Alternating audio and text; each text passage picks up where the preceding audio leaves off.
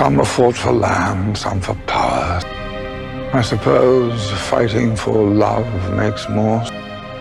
Do you love her? Father, all of Troy. That is the way I love Helen. Waiting for me. The wind is bringing them closer. Greatest war the world has ever seen. We need Achilles can't be controlled. Be careful, King of Kings. First, you need to... Uzo will burn before nightfall. Immortality!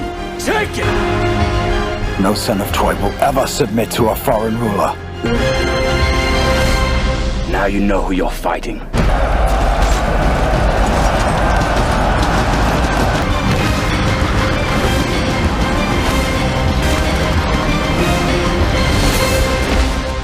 Is there no else?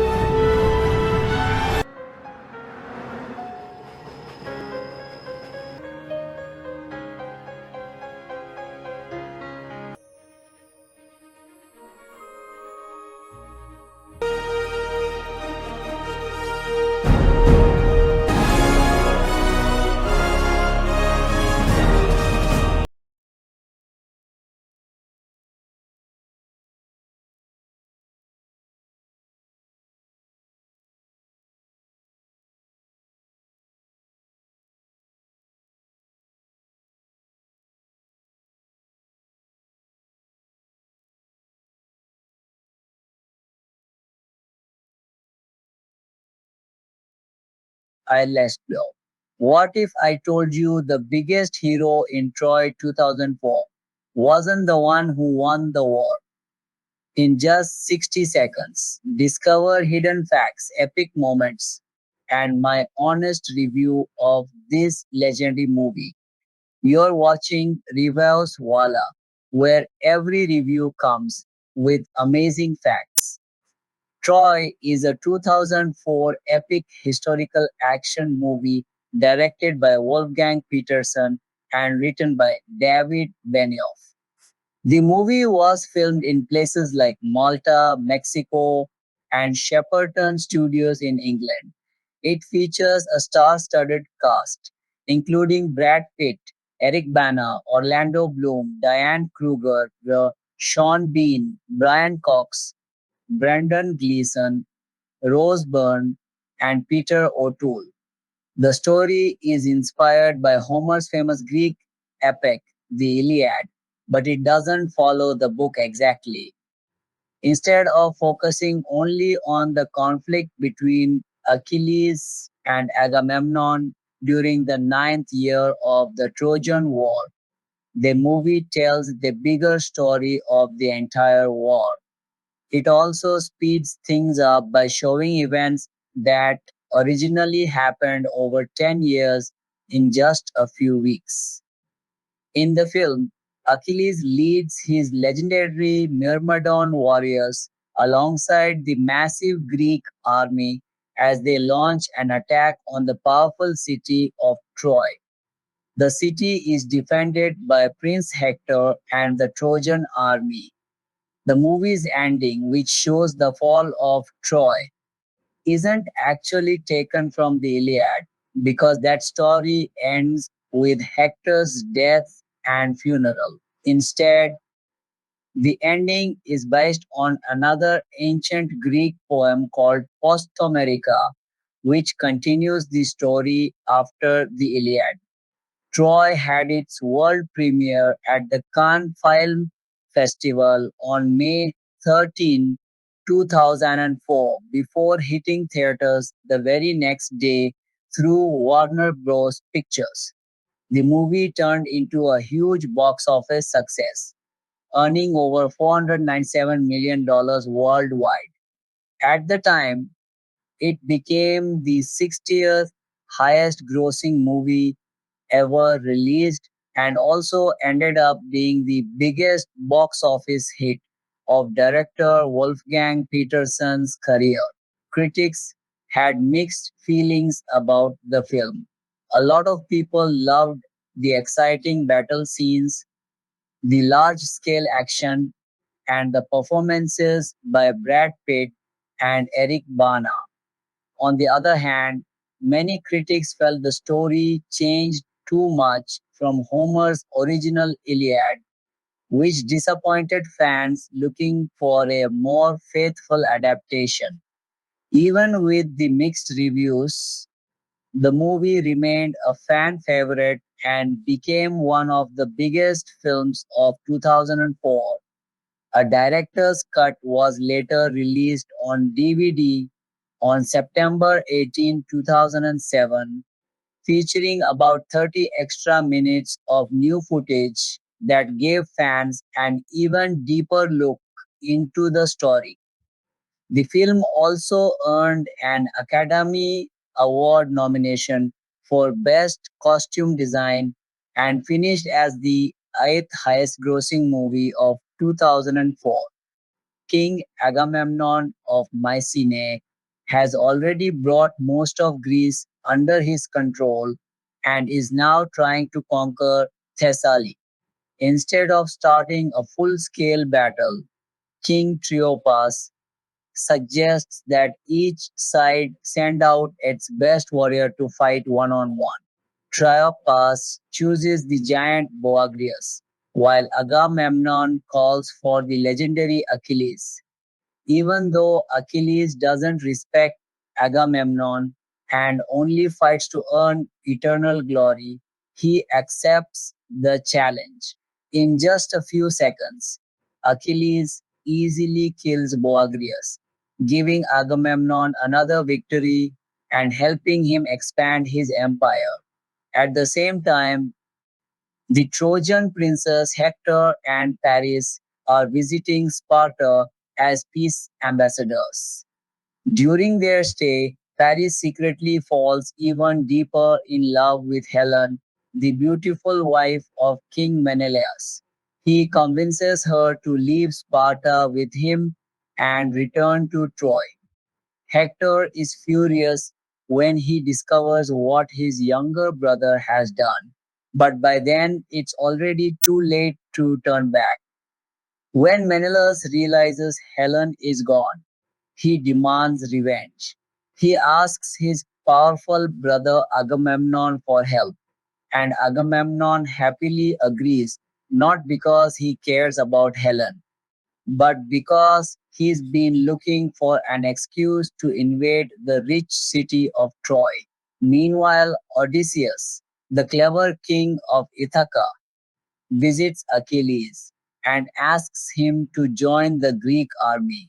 Achilles is training with his young cousin Patroclus, who dreams of becoming a great warrior himself. Before making his decision, Achilles visits his mother Thetis, a sea goddess. She tells him he has two choices. If he stays home, he'll live a long and peaceful life with a family, but eventually be forgotten. If he goes to Troy, he'll become one of the greatest heroes in history, but he'll never return home alive. Wanting to be remembered forever, Achilles chooses glory over a long life. Back in Troy, King Priam warmly welcomes Helen into the royal family. Hector reunites with his wife Andromache and their young son before preparing for the coming war. Achilles agrees to fight for the Greeks but brings only his loyal Myrmidon warriors instead of serving directly under Agamemnon. Patroclus joins them as well. Because the Myrmidons row faster than the rest of the Greek fleet, they're the first to reach Troy's shores. They quickly capture the beach and storm the temple of Apollo, where they take Briseis, a Trojan priestess and cousin of Hector and Paris, prisoner. Hector rushes to defend the city and meets Achilles inside the temple. Although the two legendary warriors finally come face to face, Achilles refuses to fight him, saying their battle deserves a larger audience. Before leaving, Agamemnon claims Briseis as his personal prize, making Achilles furious and creating even more tension between them. As war draws closer, Priam gathers his advisors to discuss their next move. Paris volunteers to fight Menelaus in a single duel, hoping to stop the bloodshed before thousands of soldiers die. Priam agrees and gives him the legendary sword of Troy. Later, Hector catches Helen trying to sneak out of the city because she feels guilty about the war. He tells her that once Agamemnon became involved, the war stopped being just about her. The next day, the Greek army marches toward Troy. Achilles refuses to fight because he's still angry with Agamemnon. During the duel, Paris is badly wounded by Menelaus and crawls toward Hector for help. Hector steps in, kills Menelaus to save his brother, and the duel instantly turns into an all out battle. Despite Agamemnon's confidence, the Trojans successfully drive the Greeks back, forcing them to retreat. Later, Achilles secretly rescues Briseis from Agamemnon's soldiers. As they spend time together, they grow closer and eventually become lovers. Tired of Agamemnon's greed and disrespect, Achilles decides he's ready to leave the war and sail back to Greece. Patroclus is crushed because he still dreams of proving himself in battle. Meanwhile, Hector advises King Priam to stay behind Troy's strong walls because the Greeks are still dangerous. However, other generals and priests believe the gods are on Troy's side and convince Priam to launch a surprise attack before sunrise. At dawn, Hector leads the Trojan army against the sleeping Greek camp. Suddenly, a warrior wearing Achilles' famous armor appears and inspires the Greeks to fight back. Hector believes he's facing Achilles and challenges him to a duel. After a fierce battle, Hector kills him with a sword strike to the throat. But when he removes the helmet, he is shocked to discover it wasn't Achilles at all. It was Patroclus, who had secretly borrowed Achilles' armor to inspire the army.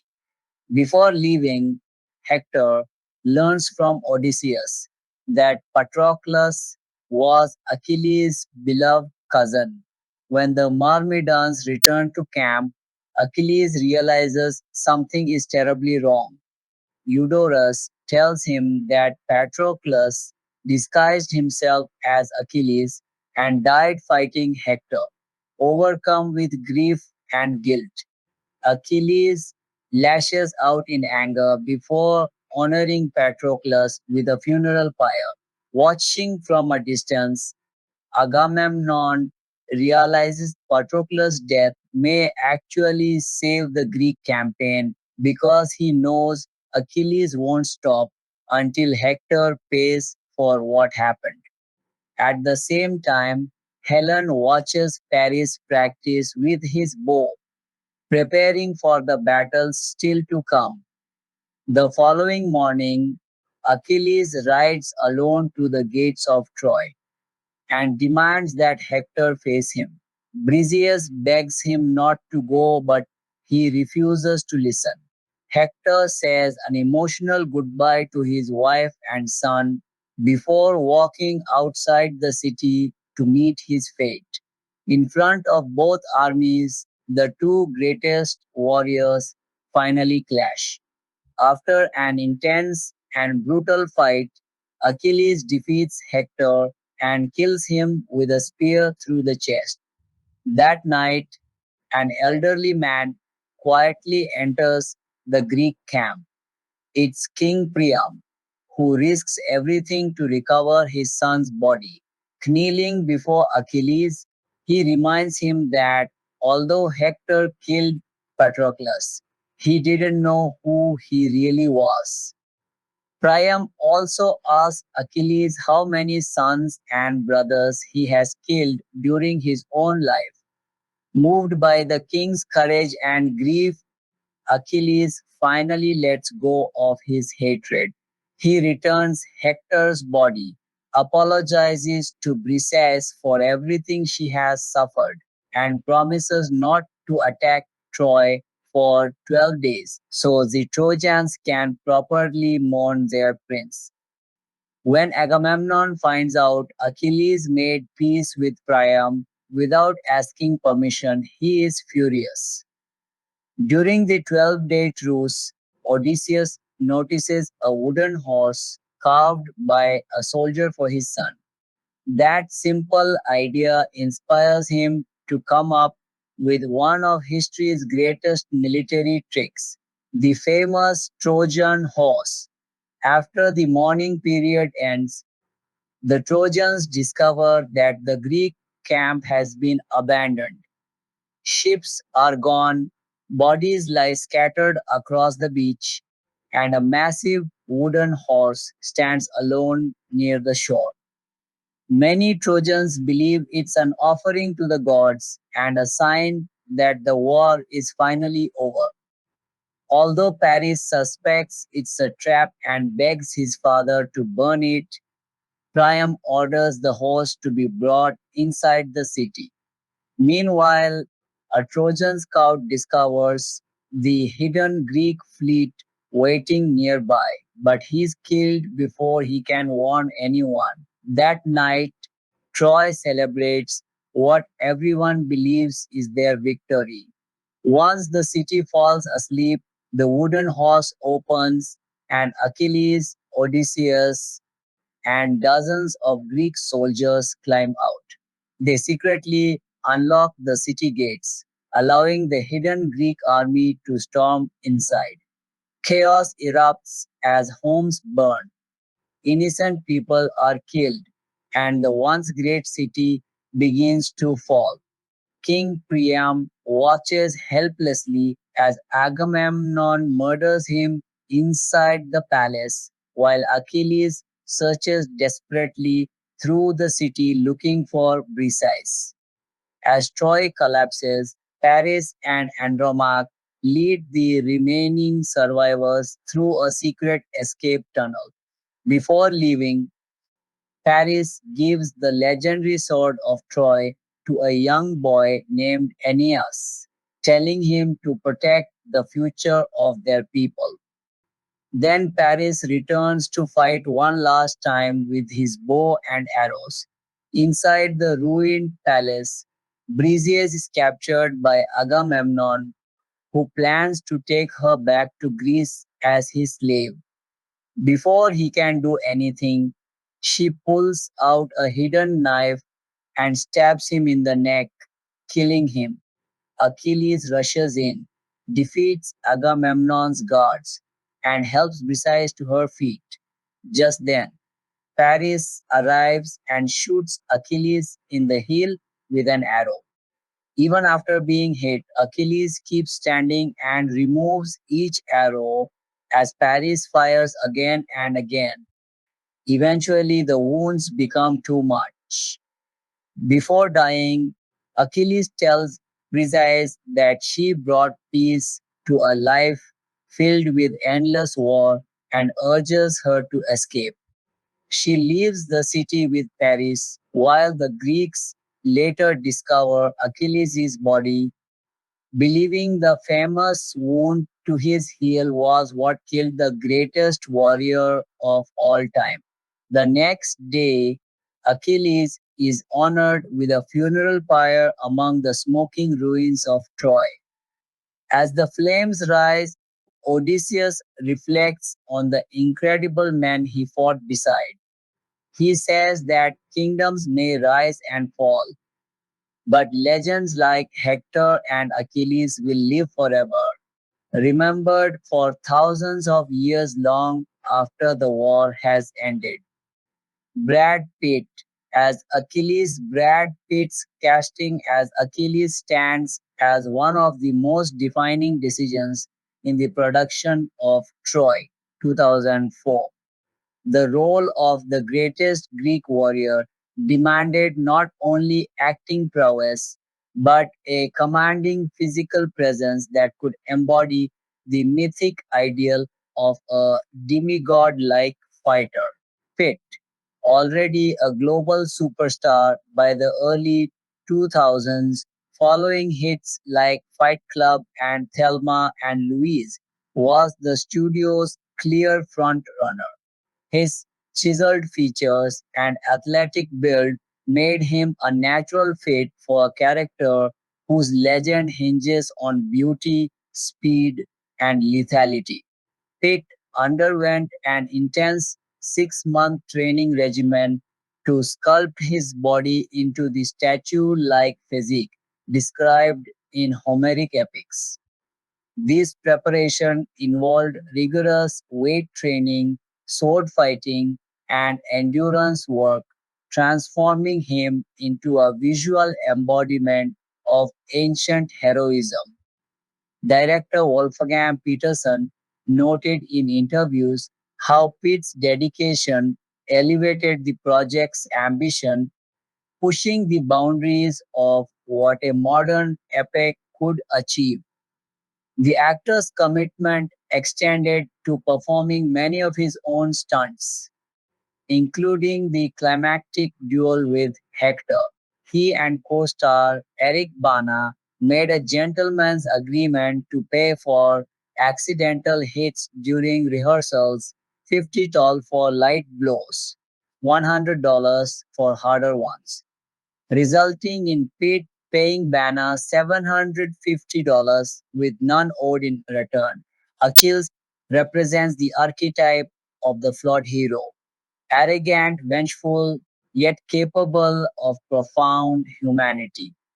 Pitt's portrayal leaned into this complexity, portraying a warrior weary of kings and driven by personal glory rather than blind loyalty. Critics noted that while his performance brought nuance, it sometimes clashed with the larger than life expectations of sword and sandal epics. Pitt's modern introspective style humanized Achilles, making him relatable in a story filled with gods and legends. Though some argued it understated the character's mythic ferocity, the casting process for Achilles reportedly saw little debate. Pitt's star power was essential for securing the massive budget, around $175, 185 million, and drawing audiences to a historical epic. His involvement also attracted other talent. Peterson described their first meeting as surprising, highlighting how Pitt's off screen charisma aligned with the role's demands. Pitt's preparation included studying classical texts and working with movement coaches to capture the grace and brutality of ancient combat. This physical transformation became a talking point in promotion, with images of his sculpted torso fueling pre release hype. Pitt's Achilles influenced subsequent depictions of ancient warriors in film. His blend of vulnerability and strength set a template for characters balancing personal demons with epic duties. The injury he sustained, a torn Achilles tendon during production, ironically mirrored the myth, adding a layer of real world drama that mirrored the film's themes of fate and mortality. Production delays followed, underscoring the high stakes of casting a lead who would endure such demanding physical work. Throughout filming in Malta, Mexico, and Shepperton Studios, Pitt's presence anchored the ensemble. His interactions with younger actors like Orlando Bloom helped establish the generational dynamics central to the story. The role required conveying Achilles' disdain for Agamemnon's politics while showcasing his deep bond with Patroclus and eventual empathy toward Priam. Pitt delivered monologues with a measured intensity that captured the warrior's internal conflicts, particularly in scenes questioning the value of glory versus a long life. Eric Bana as Eric Bana's selection as Hector provided a grounded counterpoint to Pitt's Achilles. As the noble Trojan prince and commander, Hector embodies duty, family, and tragic heroism. Bana, an Australian actor known for Chopper and Black Hawk Down, brought a sense of quiet strength and moral complexity that perfectly suited the role. His casting was praised for adding authenticity and emotional weight, especially in family scenes with Priam and Andromache. Bana's preparation mirrored Pitt's with extensive fight training for the iconic duel. Their on screen chemistry stemmed from mutual respect and shared physical commitment. Hector's arc, defending Troy while foreseeing its doom, required an actor capable of conveying stoic resolve laced with sorrow. Bana excelled here, delivering a performance that humanized the defender of a doomed city. His British inflected accent aligned with the film's convention of associating refined speech with Trojan nobility. Casting Hector involved seeking someone who could project kingly gravitas without overshadowing the leads. Bana's relatively lower profile at the time allowed the character to feel like an everyman elevated by circumstance, contrasting Pitt's superstar aura. This dynamic heightened the tragedy of their confrontation. Bana's work in the beach battles and the duel showcase both athleticism and dramatic depth, with reviewers frequently citing his scenes as among the film's strongest. Hector's relationships drive much of the emotional core. Bana's chemistry with Saffron Burrows, Andromache, and Peter O'Toole Priam created believable familial bonds. The farewell scene with his wife and son remains a highlight, where Bana's subtle expressions conveyed love and foreboding. His performance added layers to the Iliad inspired narrative, emphasizing Hector's reluctance for war against Paris' impulsiveness. Orlando Bloom as Paris Orlando Bloom, riding high from The Lord of the Rings, was cast as Paris, the Trojan prince whose affair with Helen sparks the war. Bloom's youthful looks and established heroic image from fantasy epics made him suitable for the role of the charming yet flawed lover. Paris requires an actor who can portray vanity, cowardice, and eventual growth, and Bloom delivered a performance that balanced petulance with redemption. The casting of Bloom brought star power and appeal to younger audiences. His archery skills from prior roles translated well to Paris's weapon of choice, culminating in the film's closing moments. Critics sometimes noted that Bloom's Paris felt more contemporary than mythic, but it effectively highlighted the character's contrast with his dutiful brother Hector. Bloom's scenes with Diane Kruger captured the passionate, ill-fated romance at the story's heart. Bloom underwent training for combat sequences, though Paris's role leans more toward intrigue than frontline warfare. His performance evolved across the film, from impulsive abductor to a figure showing remorse and resolve. This arc provided narrative closure, with Paris handing the sword of Troy to Aeneas, symbolizing continuity. Diane Kruger as Helen Diane Kruger, a relatively unknown German actress and former model at the time, was chosen as Helen of Troy, the face that launched 1,000 ships.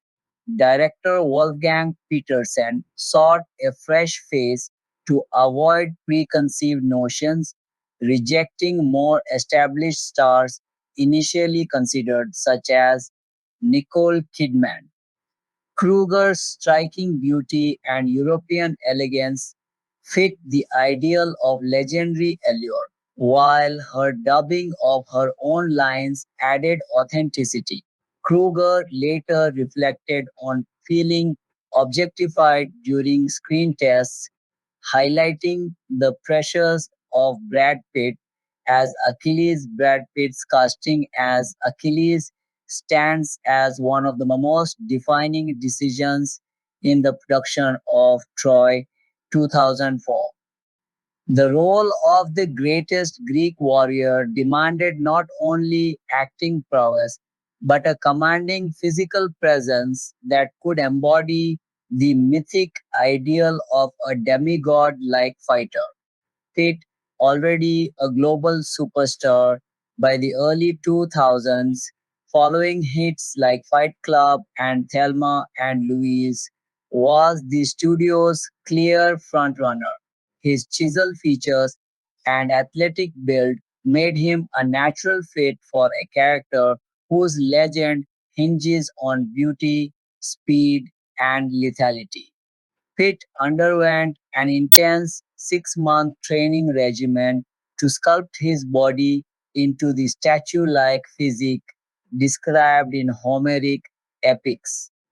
This preparation involved rigorous weight training, sword fighting, and endurance work, transforming him into a visual embodiment of ancient heroism. Director Wolfgang Petersen noted in interviews how Pitt's dedication elevated the project's ambition, pushing the boundaries of what a modern epic could achieve. The actor's commitment extended to performing many of his own stunts, including the climactic duel with Hector. He and co-star Eric Bana made a gentleman's agreement to pay for accidental hits during rehearsals, $50 for light blows, $100 for harder ones, resulting in Pitt paying Bana $750 with none owed in return. Achilles represents the archetype of the flawed hero, arrogant, vengeful, yet capable of profound humanity. Pitt's portrayal leaned into this complexity, portraying a warrior weary of kings and driven by personal glory rather than blind loyalty. Critics noted that while his performance brought nuance, it sometimes clashed with the larger than life expectations of sword and sandal epics. Pitt's modern, introspective style humanized Achilles, making him relatable in a story filled with gods and legends. Though some argued it understated the character's mythic ferocity. The casting process for Achilles reportedly saw little debate. Pitt's star power was essential for securing the massive budget, around 175 185 million, and drawing audiences to a historical epic. His involvement also attracted other talent. Peterson described their first meeting as surprising, highlighting how Pitt's off screen charisma aligned with the role's demands. Pitt's preparation included studying classical textures and working with movement coaches to capture the grace and brutality of ancient combat. This physical transformation became a talking point in promotion, with images of his sculpted torso fueling pre release hype. Pitt's Achilles influenced subsequent depictions of ancient warriors in film. His blend of vulnerability and strength set a template for characters balancing personal demons with epic duties. The injury he sustained, a torn Achilles tendon during production, ironically mirrored the myth, adding a layer of real world drama that mirrored the film's themes of fate and mortality. Production delays followed, underscoring the high stakes of casting a lead who would endure such demanding physical work. Throughout filming in Malta, Mexico, and Shepperton Studios, Pitt's presence anchored the ensemble. His interactions with younger actors like Orlando Bloom helped establish the generational dynamics central to the story. The role required conveying Achilles' disdain for Agamemnon's politics while showcasing his deep bond with Patroclus and eventual empathy toward Priam. Pitt delivered monologues with a measured intensity that captured the warrior's internal conflicts, particularly in scenes questioning the value of glory versus a long life. Eric Bana as Hector, Eric Bana's selection as Hector provided a grounded counterpoint to Pitt's Achilles. As the noble Trojan prince and commander, Hector embodies duty, family, and tragic heroism. Bana, an Australian actor known for Chopper and Black Hawk Down, brought a sense of quiet strength and moral complexity that perfectly suited the role. His casting was praised for adding authenticity and emotional weight, especially in family scenes with Priam and Andromache. Bana's preparation mirrored Pitt's, with extensive fight training for the iconic duel. Their on screen chemistry stemmed from mutual respect and shared physical commitment. Hector's arc, defending Troy while foreseeing its doom, required an actor capable of conveying stoic resolve laced with sorrow. Bana excelled here, delivering a performance that humanized the defender of a doomed city. His British inflected accent aligned with the film's convention of associating refined speech with Trojan nobility. Casting Hector involved seeking someone who could project kingly gravitas without overshadowing the leads. Bana's relatively lower profile at the time allowed the character to feel like an everyman elevated by circumstance, contrasting Pitt's superstar aura. This dynamic heightened the tragedy of their confrontation. Bana's work in the beach battles and the duel showcased both athleticism and dramatic depth, with reviewers frequently citing his scenes as among the film's strongest. Hector's relationships drive much of the emotional core. Bana's chemistry with Saffron Burrows and Romaki and Peter O'Toole Priam created believable familial bonds. The farewell scene with his wife and son remains a highlight, where Bana's subtle expressions conveyed love and foreboding. His performance added layers to the Iliad-inspired narrative, emphasizing Hector's reluctance for war against Paris' impulsiveness. Orlando Bloom as Paris Orlando Bloom, riding high from The Lord of the Rings, was cast as Paris, the Trojan prince whose affair with Helen sparks the war. Bloom's youthful looks and established heroic image from fantasy epics made him suitable for the role of the charming yet flawed lover. Paris requires an actor who can portray vanity, cowardice, and eventual growth, and Bloom delivered a performance that balanced petulance with redemption. The casting of Bloom brought star power and appeal to younger audiences. His archery skills from prior roles translated well to Paris's weapon of choice, culminating in the film's closing moments. Critics sometimes noted that Bloom's Paris felt more contemporary than mythic, but it effectively highlighted the character's contrast with his dutiful brother Hector. Bloom's scenes with Diane Kruger captured the passionate ill-fated romance at the story's heart. Bloom underwent training for combat sequences, though Paris's role leans more toward intrigue than frontline warfare. His performance evolved across the film, from impulsive abductor to a figure showing remorse and resolve. This arc provided narrative closure, with Paris handing the sword of Troy to Aeneas, symbolizing continuity. Diane Kruger as Helen Diane Kruger, a relatively unknown German actress and former model at the time, was chosen as Helen of Troy, the phase that launched 1,000 ships.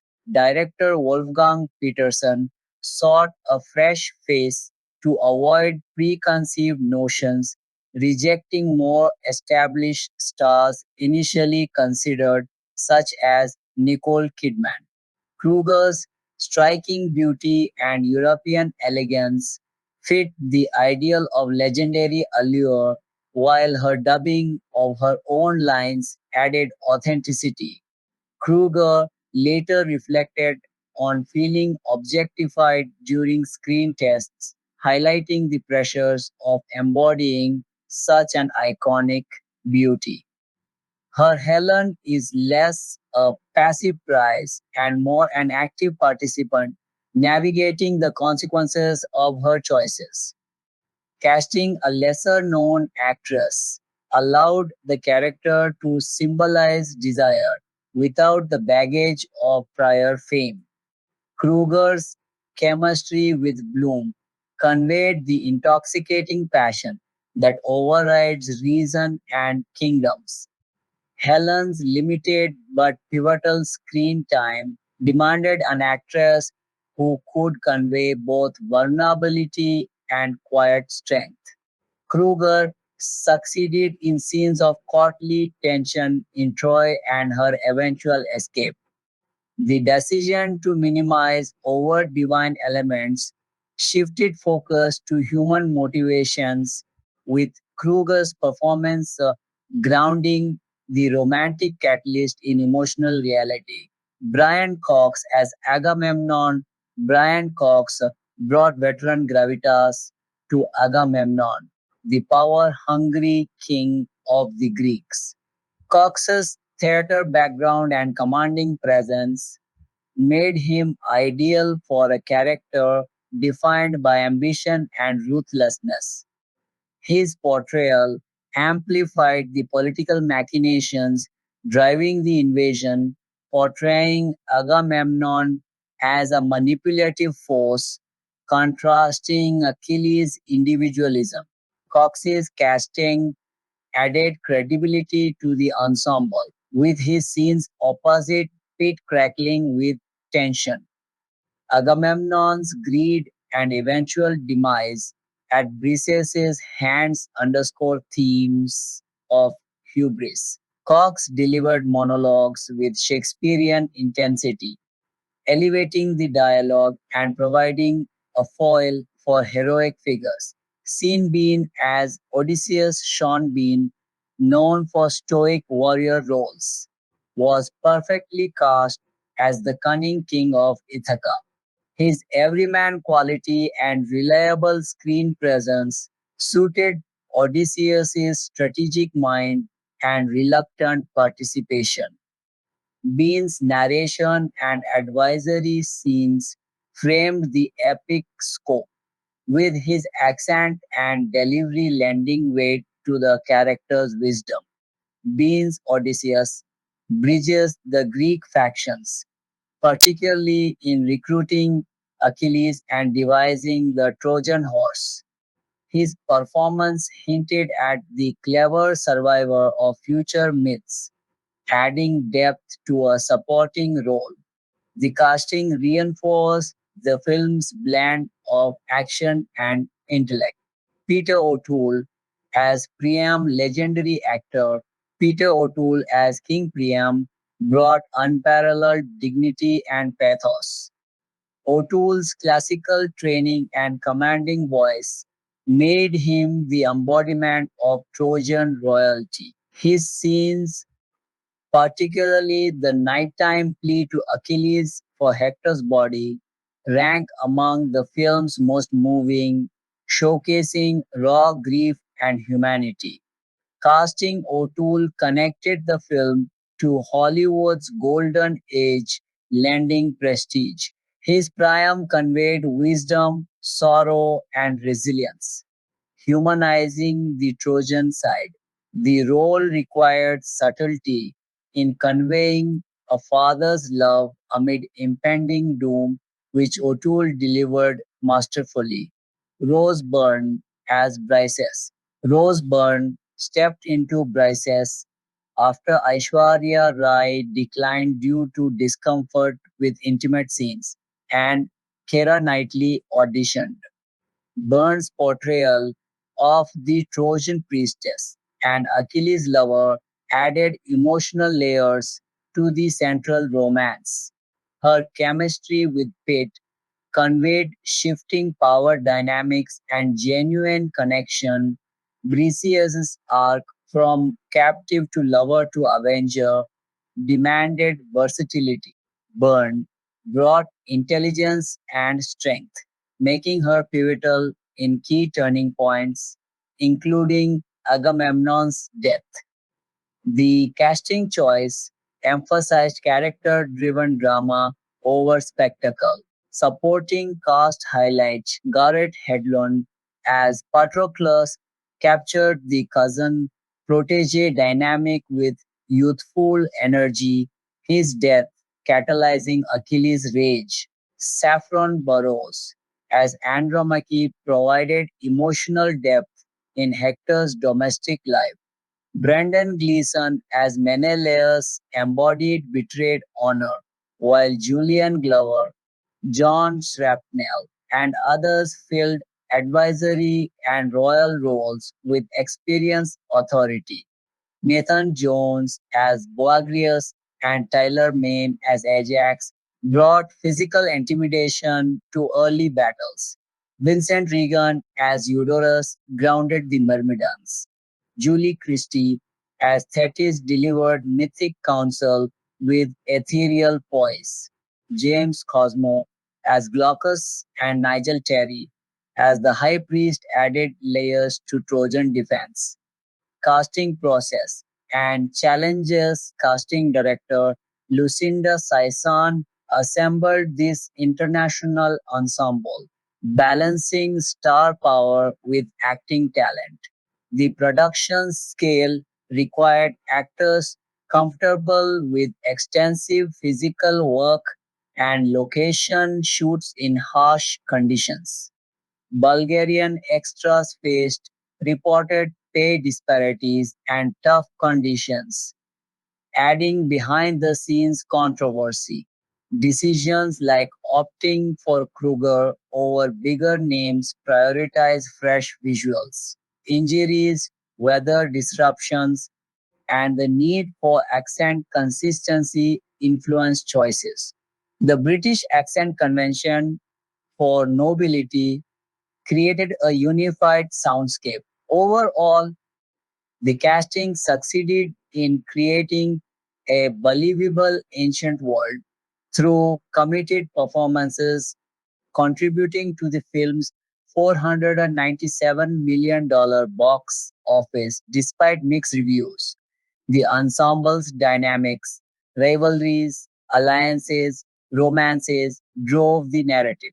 Pitt and Bana's duel, Bloom and Kruger's passion, O'Toole's dignity, and Cox's menace created memorable interactions. Supporting players fleshed out the world, from battlefield grants to royal advisors.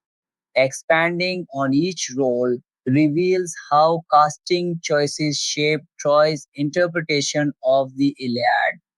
Pitt's Achilles emphasized personal glory, Bana's Hector familial duty. Bloom's Paris injected youthful impulsivity.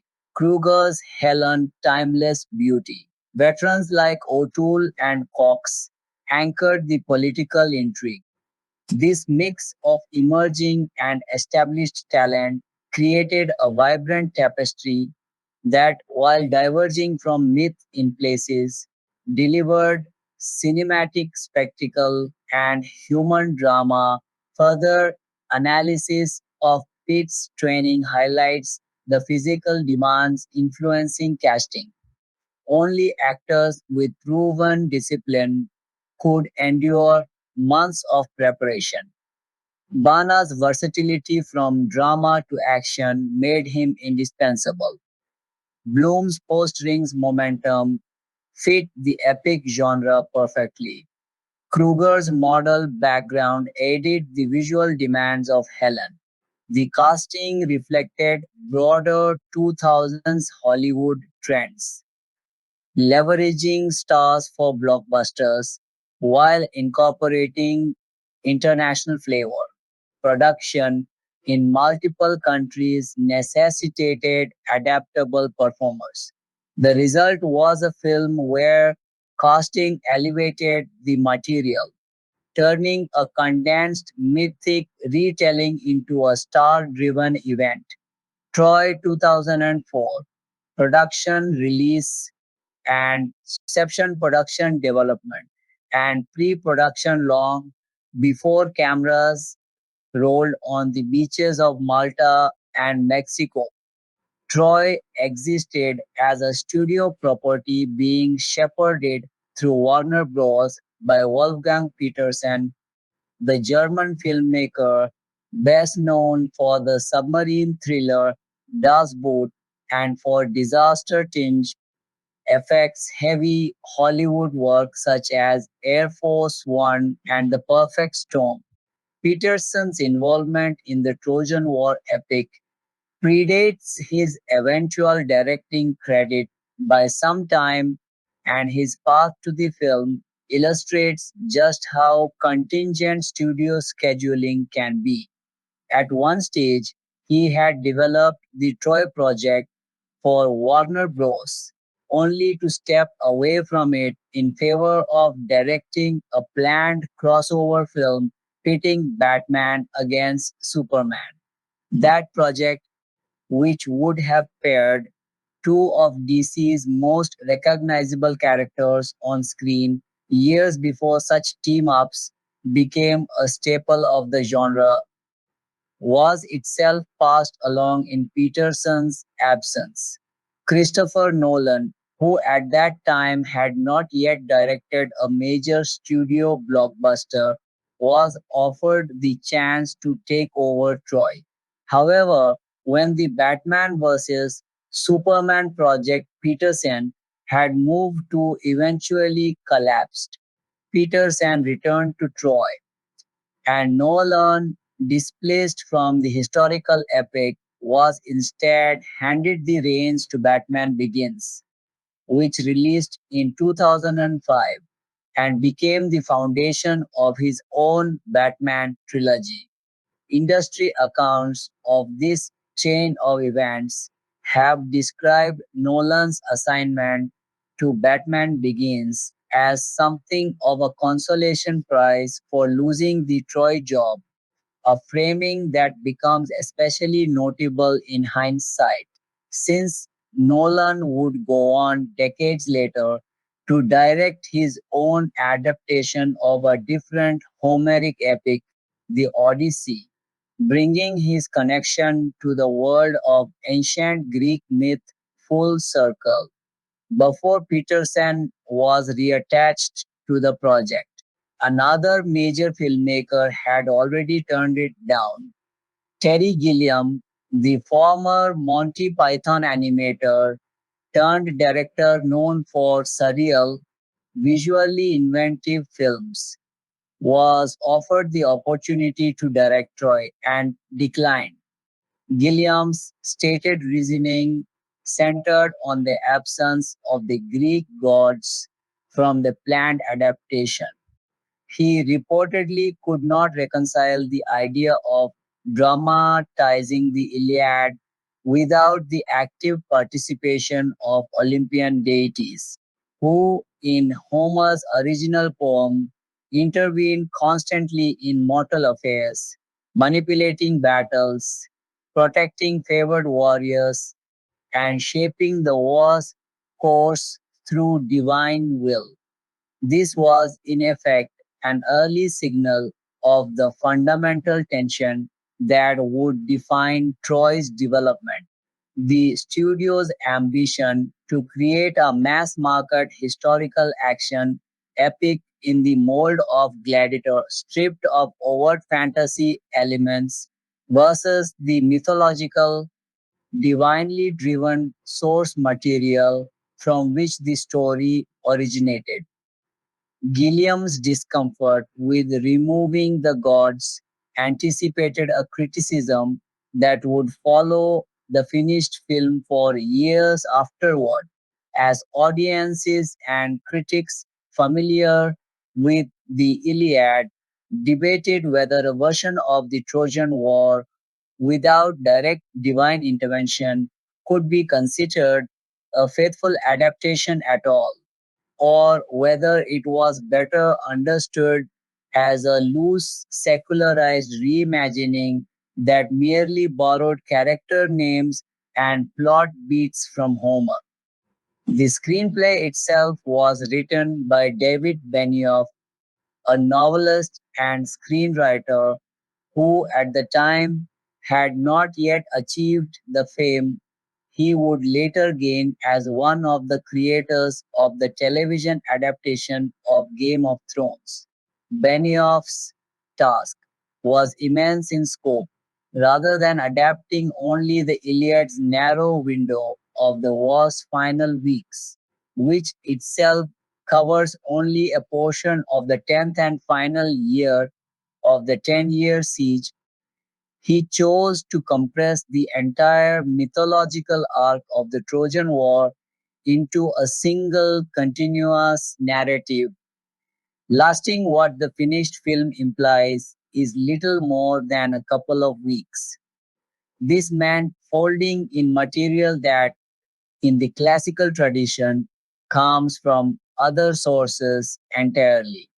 The Iliad concerns itself principally with the wrath of Achilles after his quarrel with Agamemnon over the captive woman Briseis, and the poem concludes with the funeral of Hector, well before the war's actual end. The story of the Trojan horse, the death of Achilles by an arrow to his heel, and the final sack and burning of Troy are not found in the Iliad at all.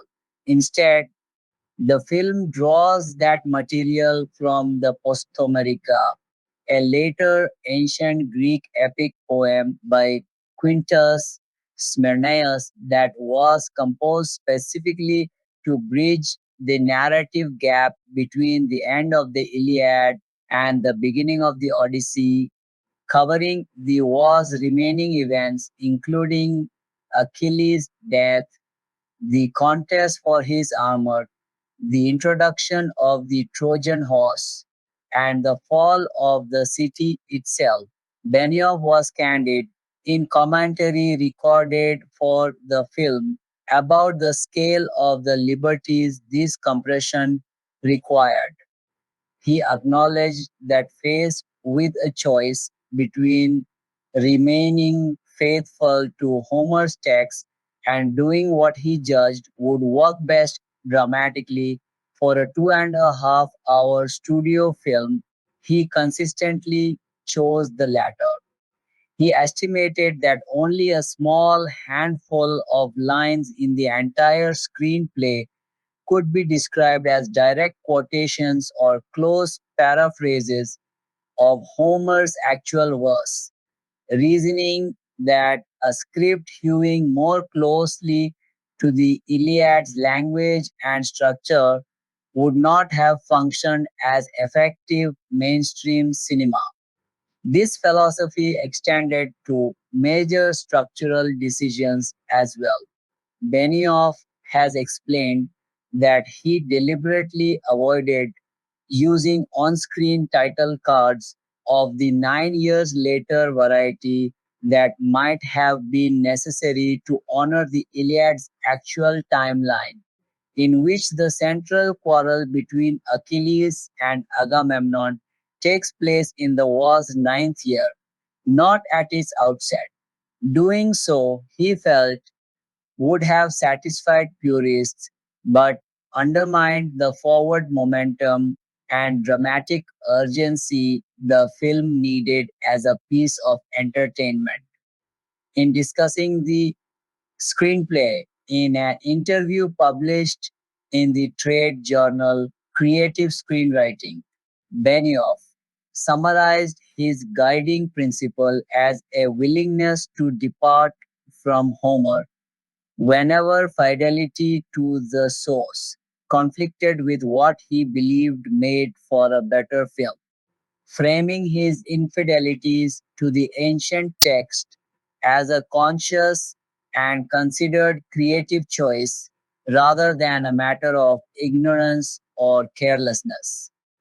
This compression produced some of the most significant divergences between Troy and its classical sources, particularly regarding the fates of several major characters. In the traditions inherited from Greek mythology and later epic poetry, Menelaus survives the war.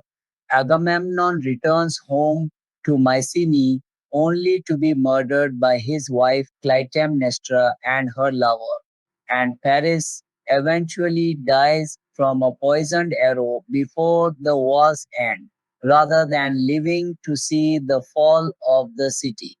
Troy reshapes these outcomes considerably for dramatic economy, killing off certain figures earlier or later than tradition dictates and reassigning some plot functions between characters.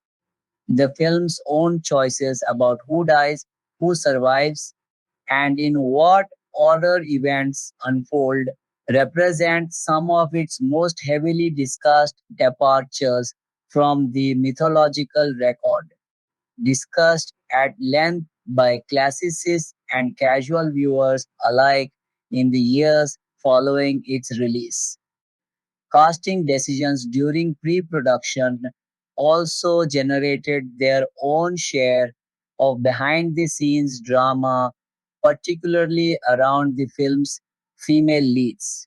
The role of Briseis, reimagined in the film as a priestess of Apollo and a cousin to both Hector and Paris, rather than the war captive concubine of the Iliad, was first offered to the Indian actress Aishwarya Rai.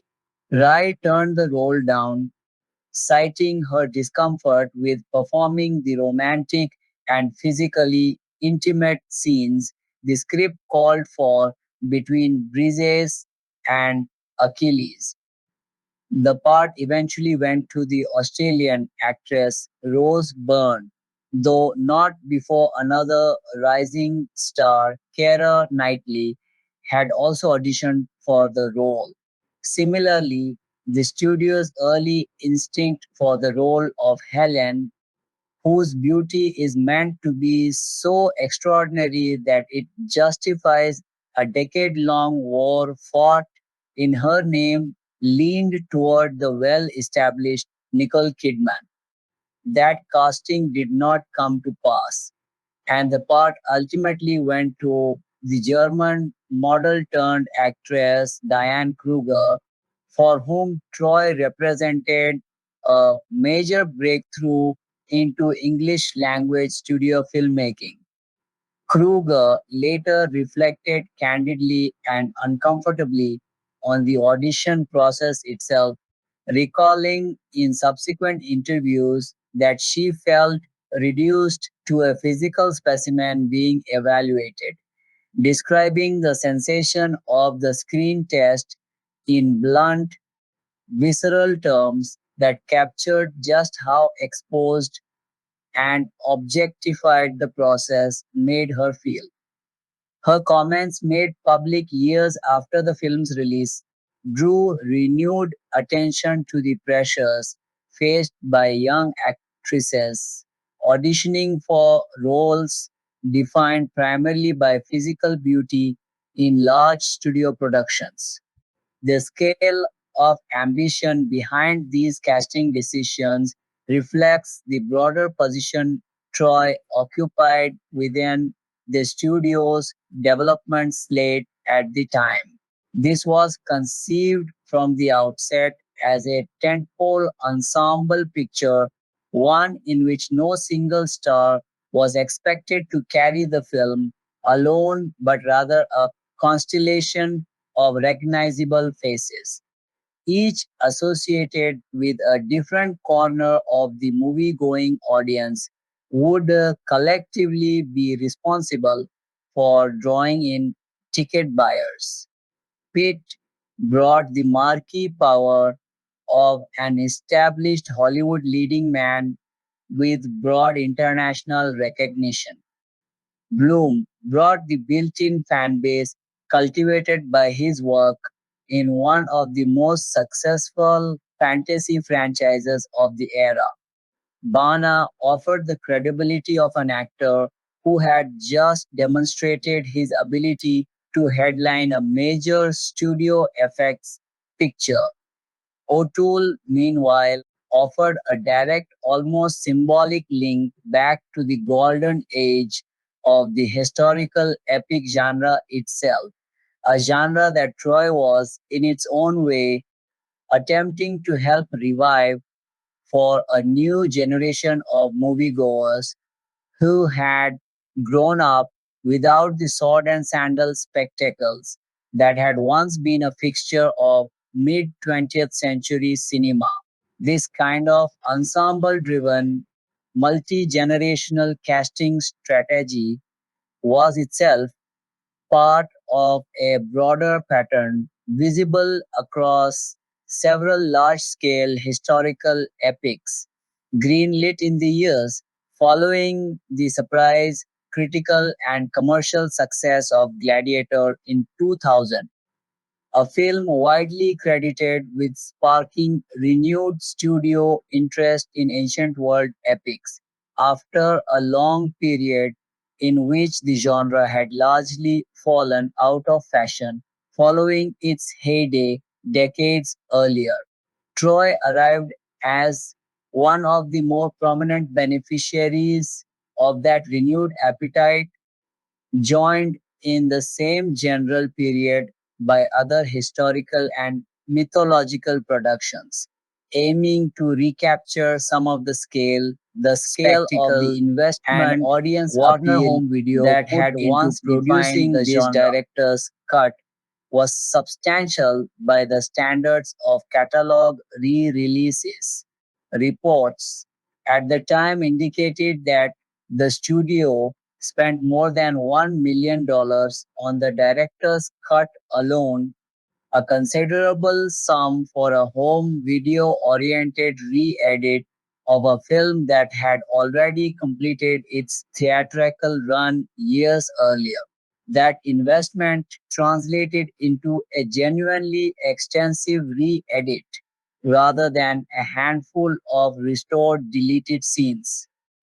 The director's cut reportedly incorporated at least 1,000 new individual edits or cuts relative to the theatrical version and added close to 30 minutes of additional footage, expanding the film's total running time from the theatrical cut's 163 minutes to 196 minutes, a difference substantial enough to fundamentally change the pacing, tone, and in some cases, the content of individual sequences throughout the film. The DVD edition of the director's cut reached the American market on September 18, 2007, released alongside a Blu ray edition and an HD DVD edition on the same date, reflecting the format competition that characterized the high definition home video landscape during that period, when Blu ray and the now discontinued HD DVD format were still competing directly for consumer and studio adoption before Blu ray eventually prevailed as the industry standard.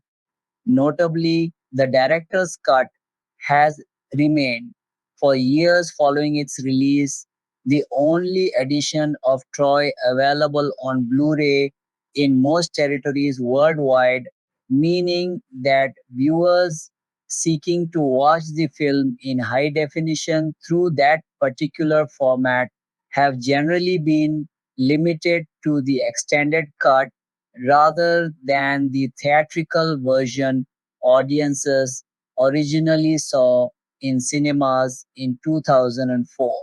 One notable regional exception exists in the form of a Czech Blu ray release that instead presents the original theatrical cut, a comparatively rare instance of a market receiving the shorter version on the format rather than the extended edition that has otherwise dominated Blu ray distribution of the film. The content differences between the theatrical cut and the director's cut go well beyond simple runtime padding, touching nearly every major sequence and several supporting characters.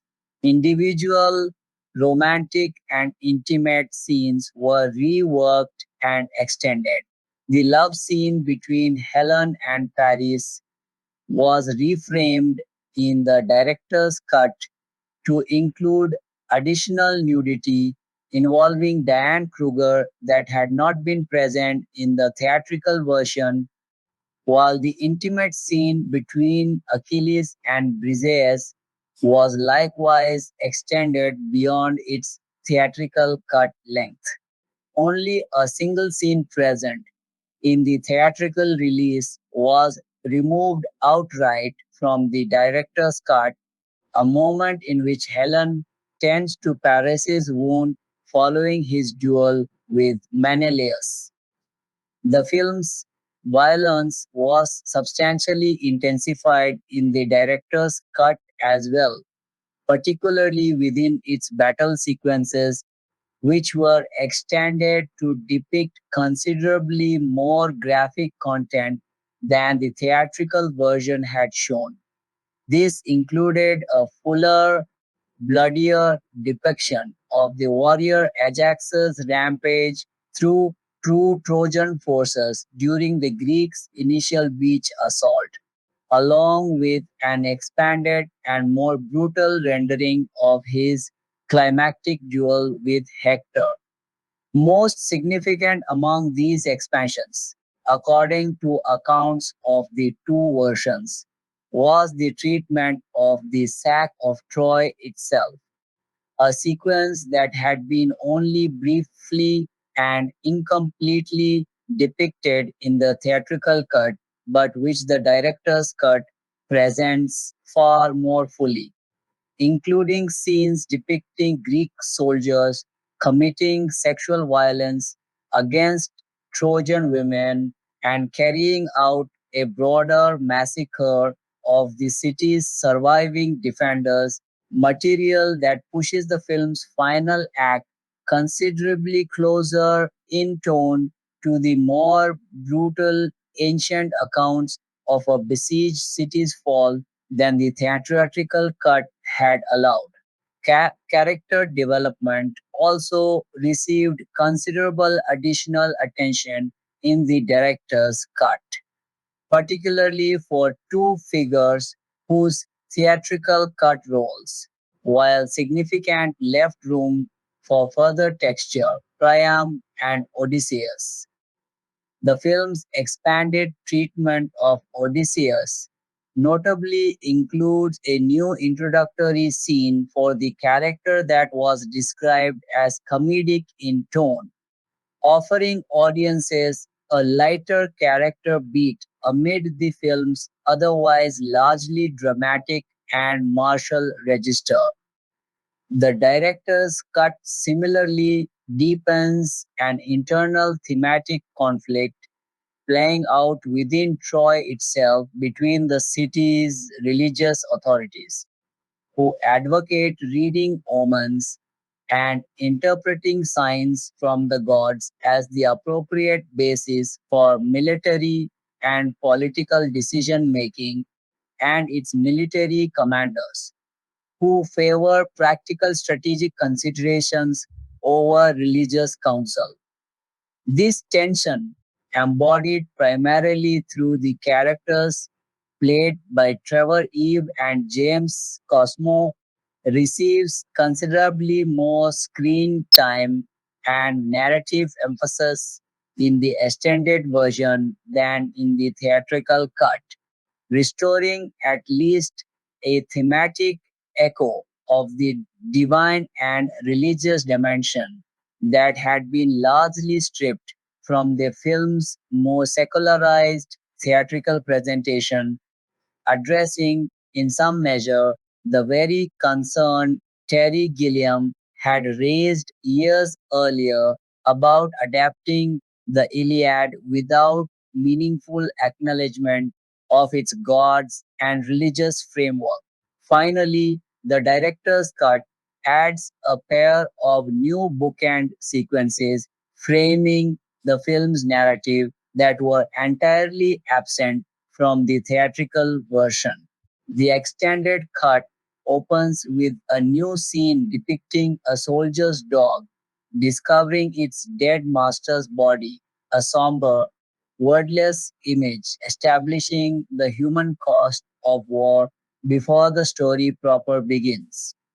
At the other end of the film, the director's cut adds a closing sequence depicting the small number of surviving Trojans making their escape to Mount Ida, the same refuge that Hector, earlier in the story, instructs his wife Andromache to lead their child and any other survivors toward should the city fall, providing the extended cut with a more complete visual resolution to a plot thread that the theatrical cut leaves comparatively unresolved on screen.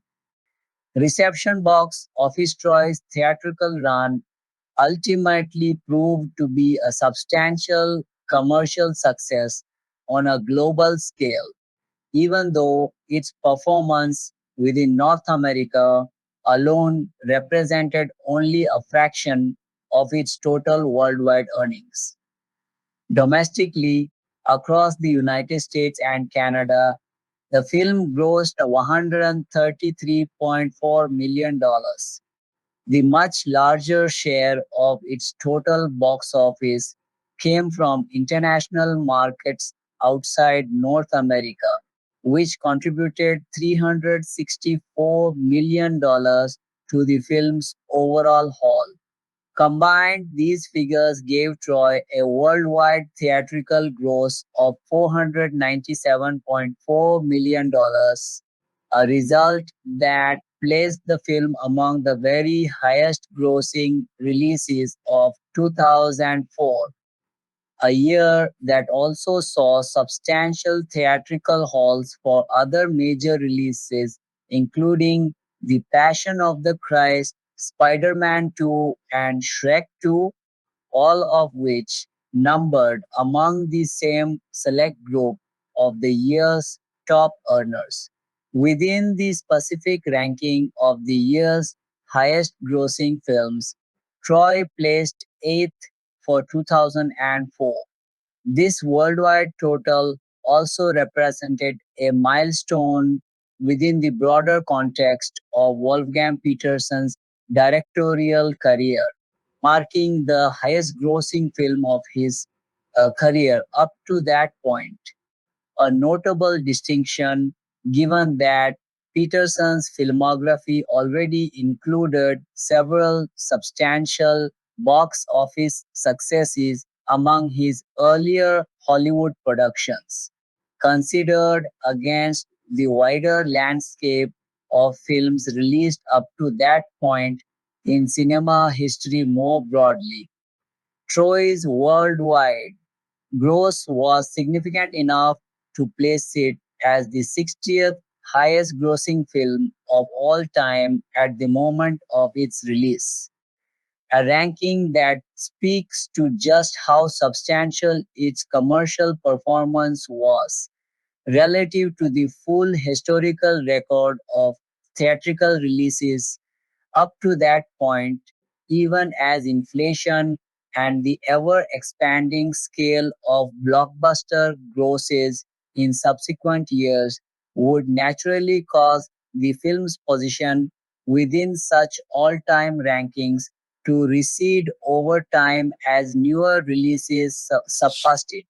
The film's box office achievements are all the more notable when weighed against its extraordinary production costs. By the time filming and post production had concluded, the total production budget for Troy had reached approximately $185 million, an enormous sum reflecting the scale of its international location, shooting across Malta and Mexico, its large ensemble cast of established and rising stars, its extensive use of thousands of extras for large scale battle sequences, and the various costly production disruptions the film weathered along the way, including the relocation from Morocco to Mexico following the outbreak of the Iraq War, the delay caused by Hurricane Marty, and the weeks lost to Brad Pitt's Achilles tendon injury. At the time of its completion, this budget was large enough to place Troy among the most expensive films ever produced up to that point, a distinction that placed considerable pressure on the film's box office performance to justify the studio's substantial financial risk.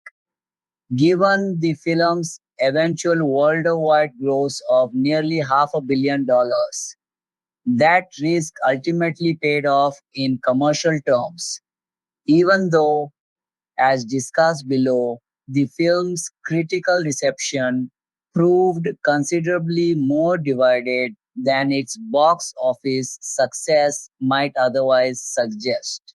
Critical response, critical reaction to Troy upon its release, and in the years since has consistently been characterized as mixed rather than either broadly positive or broadly negative, a characterization borne out clearly by the film's aggregate scores on major review aggregation platforms.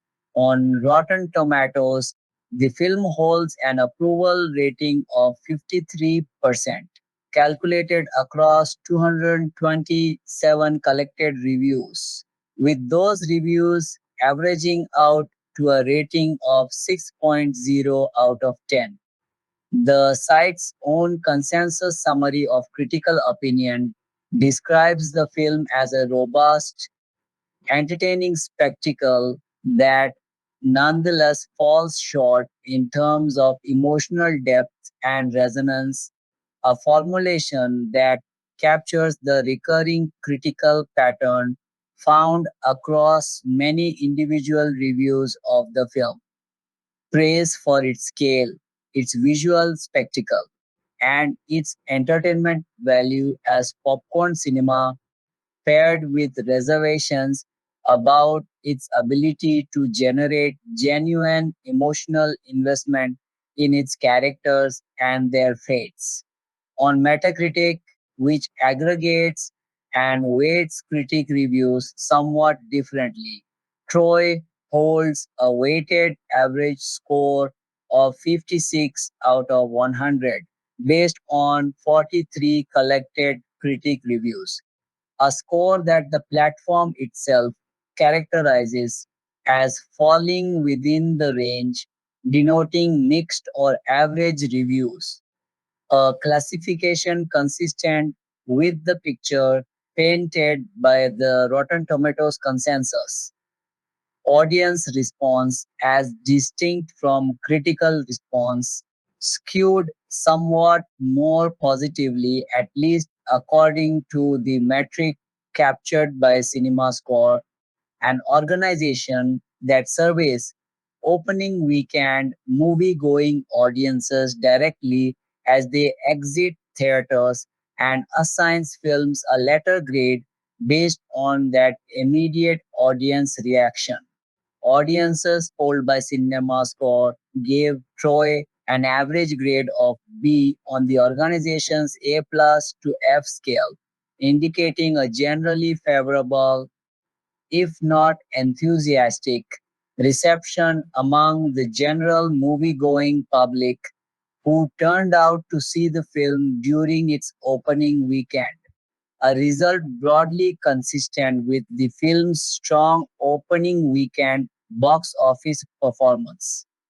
Individual critical reviews, taken one by one, illustrate the range of reactions the film generated among professional film critics. Roger Ebert, one of the most widely read American film critics of the era, rated Troy 2 stars out of a possible 4, a score reflecting a generally unfavorable overall assessment. In discussing Brad Pitt's central performance as Achilles specifically, Ebert offered a somewhat backhanded assessment, suggesting that Pitt brought a level of modern psychological nuance and introspection to the role that exceeded what the part as conceived actually called for, implying a mismatch between the sophistication of Pitt's performance and the relatively straightforward demands of the character as written within the broader film. This critique of an actor's thoughtful performance, somehow outstripping the material surrounding it, echoes a broader pattern found in several contemporaneous reviews, many of which singled out the performances of Pitt and of Eric Bana as Hector for praise, even while expressing reservations about the film as a whole, particularly regarding its narrative fidelity to Homer and its overall emotional impact, not all critical assessments were as negative as Ebert's. David Sterritt, writing for the Christian Science Monitor, awarded the film a more favorable 3 stars out of 4. Sterritt's review acknowledged plainly that Troy was unlikely to stand as a lasting or especially faithful adaptation of the Iliad, but suggested that for audiences seeking a satisfying dose of ancient world spectacle, complete with desert and coastal landscapes, period costuming, and elaborate hand to hand combat, the film delivered exactly the kind of experience they were looking for, a review that essentially validated the film on its own terms as a piece of genre entertainment rather than judging it against the higher bar of classical literary fidelity. Critical reassessment of the film continued well beyond its initial theatrical run, particularly in connection with the eventual release of the director's cut in 2007. The entertainment website IGN, reviewing the director's cut specifically, offered a notably more enthusiastic assessment than much of the initial theatrical cut criticism had provided. Critics Christopher Monfett and Cindy White, writing for the outlet, evaluated the director's cut as clearly superior to the original theatrical version, ultimately awarding it a score of 8 out of 10, a rating considerably higher than the aggregate scores the theatrical cut had received from critics collectively 3 years earlier.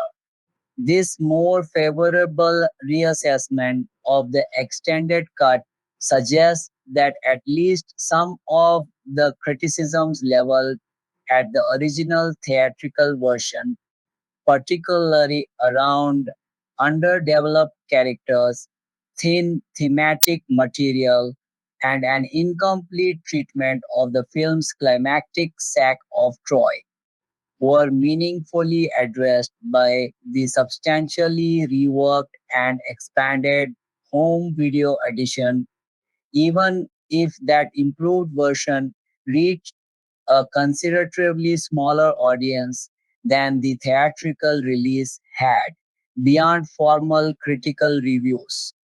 Troy also became a recurring subject of discussion among historians, classicists, and cultural commentators concerned specifically with its treatment of its source material. Discussions that extended the conversation about the film well beyond conventional film criticism into the territory of classical reception studies. Commentary published in outlets including The Guardian characterized the film's departures from the historical and mythological record surrounding the Trojan War as amounting to a kind of historical travesty, reflecting a strand of criticism focused less on the film's qualities as cinema and more on its adequacy as a representation of ancient Greek epic tradition.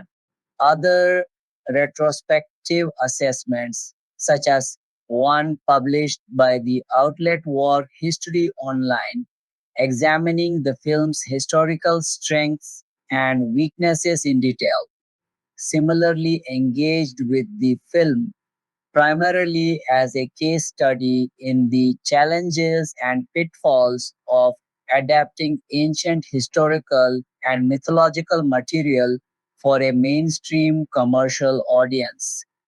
Weighing what the film got right in terms of atmosphere, culture, and general historical texture against where it diverged most significantly from both Homer's text and the broader archaeological and historical understanding of the Bronze Age Aegean world the story is nominally set within. The film's reception was not confined to written criticism alone. It also became the subject of pointed commentary from figures directly involved in its production, offered well after the fact. Peter O'Toole, who portrayed King Priam, spoke unfavorably about the finished film during a public appearance at the Savannah Film Festival, revealing that he had walked out of a screening of the completed movie after only about 15 minutes. In the same remarks, O'Toole leveled sharp criticism at the film's director, using notably dismissive language to characterize Wolfgang Petersen's direction. Coming from an actor of O'Toole's stature and historical epic pedigree, given his own earlier career defining work in Lawrence of Arabia, the remarks carried a particular weight and were widely reported as an unusually blunt public criticism from a cast member of his own finished film. Brad Pitt, too, later expressed reservations about the film and his own experience making it, offering considerably more reflective and personal remarks in an interview published years after the film's release. Pitt described his involvement in Troy as having come about somewhat by circumstance rather than by deliberate first choice, explaining that he had exited a different film project and subsequently found himself assigned to Troy as an obligation to the studio. He characterized the overall filmmaking experience as not painful in itself, but reflected that the manner in which the film was ultimately shot and assembled did not match the creative direction he had personally wanted for the project, acknowledging that he bore some responsibility himself for choices made during his performance.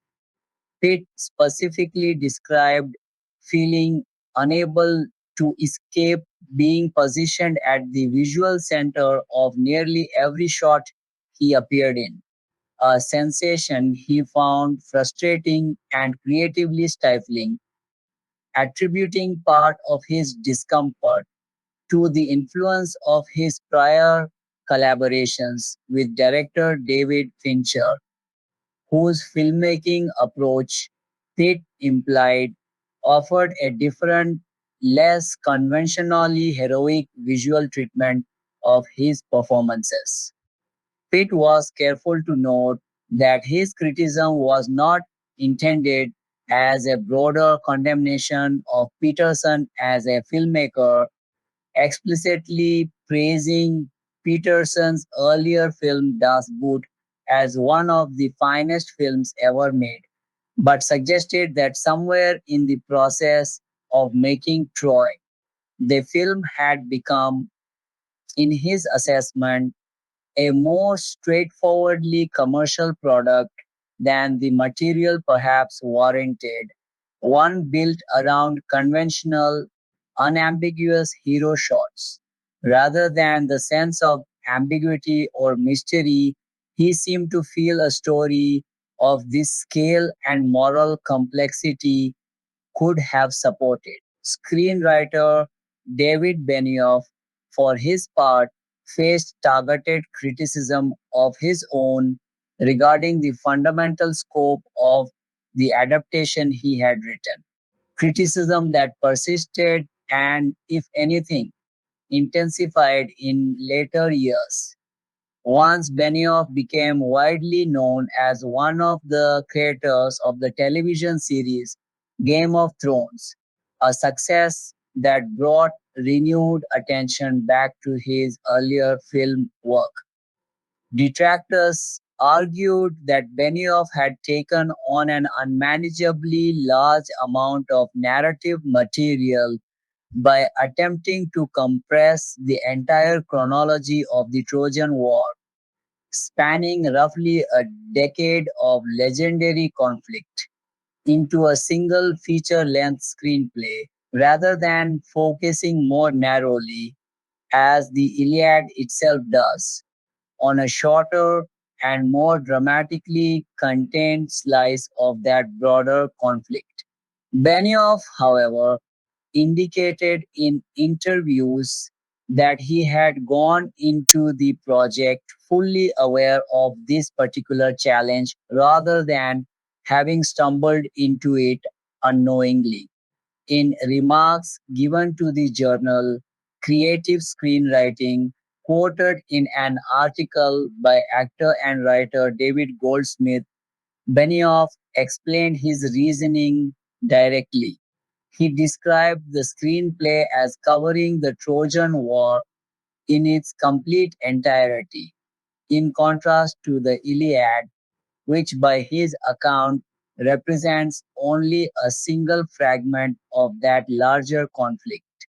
He reiterated his preference for avoiding explanatory on screen text of the kind that might have been necessary to jump forward across years of story time, arguing that while such devices might have produced a version of the film more faithful to its source material, they would have undermined the film's effectiveness as a piece of cinema. Benioff concluded that he had consistently prioritized what he judged to be the better path for the film as a standalone work over strict textual fidelity to Homer, and stated plainly that if that approach meant he was, in his own choice of words, cheating on the source material, he was prepared to accept that trade off as the price of making the film he believed the story called for. Formal industry recognition of Troy reflects much the same mixed picture painted by its critical reviews. Substantial, if not overwhelming, acknowledgement concentrated primarily in technical and craft categories rather than in the top line categories most closely associated with overall critical prestige. The film's most significant recognition came from the Academy Awards, where it received a nomination for Best Costume Design at the 77th Academy Awards held in 2005, an acknowledgement of the elaborate period costuming required to differentiate and visually characterize the film's Greek and Trojan factions across its large ensemble cast. Beyond that Academy Award nomination, the film picked up a range of further nominations and a smaller number of wins spread across a wide variety of industry genre and fan-voted award ceremonies. These included a nomination at the Academy of Science Fiction, Fantasy, and Horror Films Saturn Awards for Best DVD Special Edition release, specifically honoring the director's cut's Ultimate Collector's Edition packaging, a nomination for Best Foreign Film at the awards of the Japanese Academy, and recognition at the London Critics Circle Film Awards, where Brian Cox received a nomination for British Supporting Actor of the Year for his performance as Agamemnon. The film also found itself the subject of more overtly negative or tongue in cheek recognition characteristic of certain fan driven and satirical awards circuits, active at the time. The Golden Schmoes Awards, an informal, internet driven awards program known for blending sincere genre fan recognition with more critical or mocking categories, nominated Troy both for biggest disappointment of the year and, in a more conventionally positive vein, for best action sequence of the year in recognition of the climactic duel between Hector and Achilles. In a similarly critical vein, the Stinkers Bad Movie Awards, a ceremony explicitly organized around recognizing perceived cinematic failures rather than successes, nominated Brad Pitt in the Worst Actor category and additionally nominated his performance for Most Annoying Fake Accent among male performers that year. Criticisms, presumably directed at the vocal and accent choices Pitt made in portraying Achilles. Younger, more mainstream audience facing award programs tended to view the film considerably more favorably. At the Teen Choice Awards, an annual ceremony reflecting the voting preferences of a largely teenage and young adult viewership, Brad Pitt won the award for Choice Movie Actor in the Action category, while the film itself received a further nomination for Choice Movie in the same action category alongside additional nominations for Orlando Bloom as Choice Movie Actor, Action for the film's fight or action sequence work, and for Garrett Hedlund specifically as Choice Movie Breakout Actor, recognizing his performance as Patroclus in what was among his earliest significant screen roles.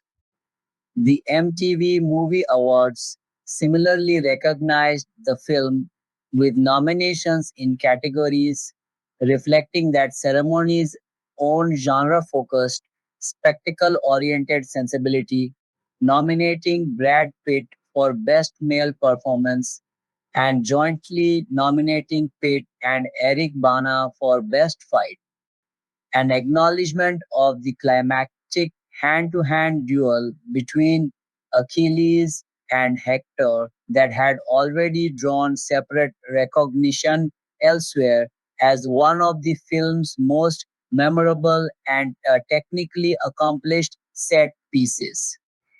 The film's stunt and physical performance work received recognition as well, appropriate given the emphasis the production placed on large scale, practically staged combat choreography across its many battle sequences. The World Stunt Awards nominated the film in 2005 for Best Fight and separately nominated Simon Crane, the production's stunt coordinator and second unit director, for Best Stunt Coordinator and/or second unit director. Formal recognition of the substantial physical and choreographic work required to stage combat between large groups of extras and stunt performers across multiple filming locations, weather disruptions, and an injury to its leading actor. The Visual Effects Society similarly nominated the film's visual effects team for Outstanding Supporting Visual Effects in a Motion Picture in 2005, acknowledging their digital work required to expand the film's practically filmed battle sequences and crowd scenes into their vast armies and sprawling ancient cityscapes. The story called for work that would have needed to blend seamlessly with the film's extensive practical location photography across Malta and Mexico, Taken together, the range of award nominations Troy accumulated across prestige, genre, technical, satirical, and youth audience ceremonies mirrors almost precisely the divided critical picture captured by its Rotten Tomatoes and Metacritic aggregate scores. A film capable of earning sincere recognition for its scale, its craft, its performances, and its spectacle, while simultaneously drawing genuine criticism both from professional critics and from prominent members of its own cast for its handling of character depth, historical and literary fidelity, and overall emotional resonance, a tension that has continued to define discussion of Troy in the decades since its initial release.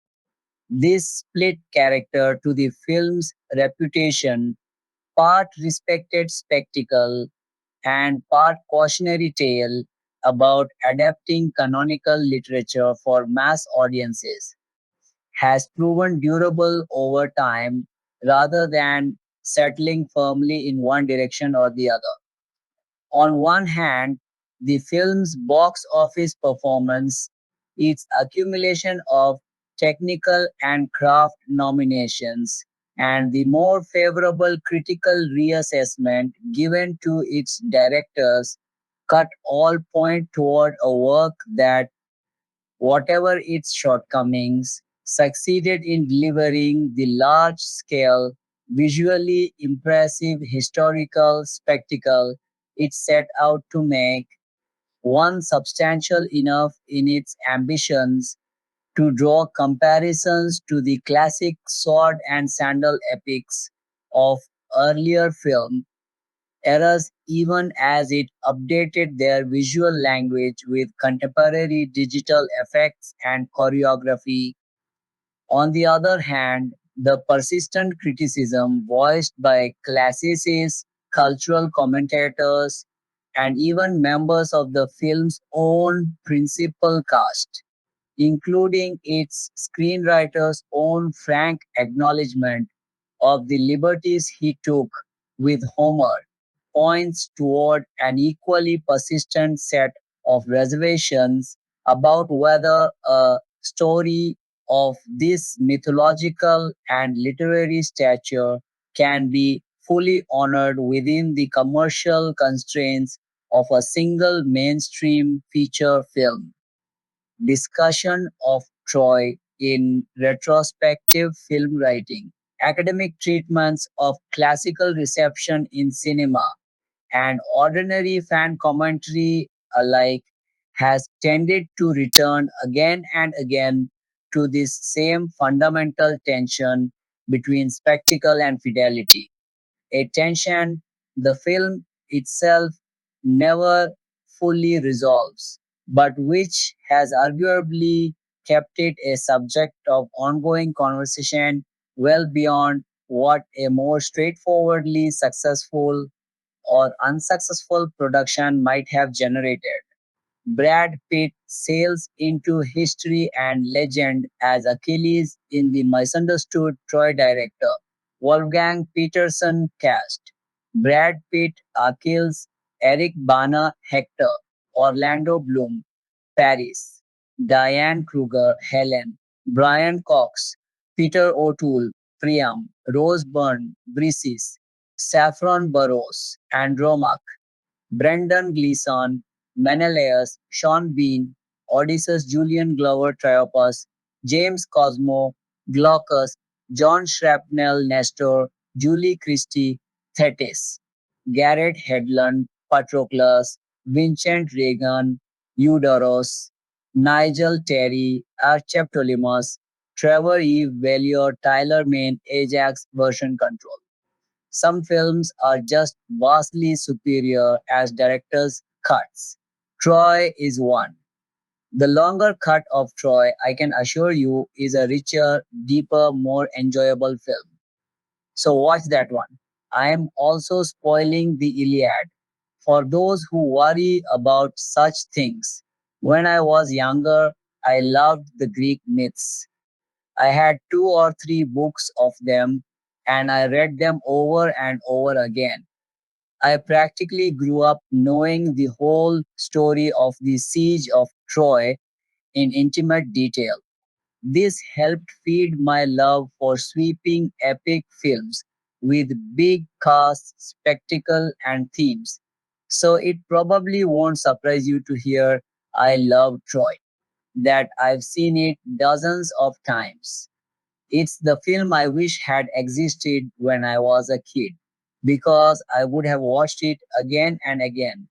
I know it's not perfect, but I can forgive it almost anything. In ancient Greece, a peace treaty has finally been agreed between Sparta's king Menelaus, Brendan Gleeson, and Priam Peter O'Toole of Troy. Priam's sons Hector, Eric Bana, and Paris, Orlando Bloom, are in Sparta to seal the treaty, only for Paris to fall in love with Menelaus' unloved wife Helen, Diane Kruger. When they elope, despite Hector's fears for the harm it will cause Troy's people, Menelaus' ambitious brother Agamemnon, Brian Cox, sees his chance to cement his hold over the last corner of the Mediterranean by conquering Troy. But to do so, he'll need the help of the greatest warrior in Greece, Achilles, Brad Pitt, who cares only for his legend and hates Agamemnon. Directed with an old fashioned grandeur by Wolfgang Peterson, mixed with an unflinching look at the blood and guts of war, Troy is a grand cinematic epic that looks fantastic. The production and costume design are spot on, and there is a great mixture of the real and the special effect in what you see on screen. It's also got some cracking battle and fight choreography. The sword fight choreographers worked overtime on this one. The film embraces the grace and style of Achilles. He is not the largest or strongest, but he has a pace, speed, intelligence, and ruthlessness that allows him to duck, sway, and constantly be one step ahead of his opponents. It doesn't shy away from the brutality of his violence, and the camera never forgets the fallen. It's a film that understands the impact of war. It makes us care about many of the characters and frequently shocks us with senseless, sudden deaths or devotes time to the grief of those they leave behind. Our hero Hector has an almost torturous to watch lengthy build up to his final fight. And then the camera gives us a moment or two when he is fatally wounded to see the light start to go from his eyes before Achilles delivers the killer blow. It's a film that moves the viewer, that excites us with action while letting us grieve the cost of war. The script is also a reasonably decent adaptation of elements of Homer, remixed with a modern, God-free twist, as if this was the true story legend has been spun from. The script is put together by Game of Thrones' David Benioff and has his recognizable mix of epic scope and noble principles clashing with real politics. So, why was Troy rejected by so many people? Why was it so misunderstood on release? It's a missold and partly miscut story struggling to embrace its own implications. Maybe I'm reading stuff into it, but I feel like this is a different film than the marketing or filmmakers seem to have understood. Firstly, Achilles is, at least for the first two thirds, effectively the film's villain. He has no interest in people, only a sociopathic wish to be remembered as a great warrior. He is ruthless in combat and slaughters indiscriminately. He is temperamental and emotionally stunted. Contrast him with Eric Bana's Hector, a devoted family man who values the lives of the people of Troy first and foremost.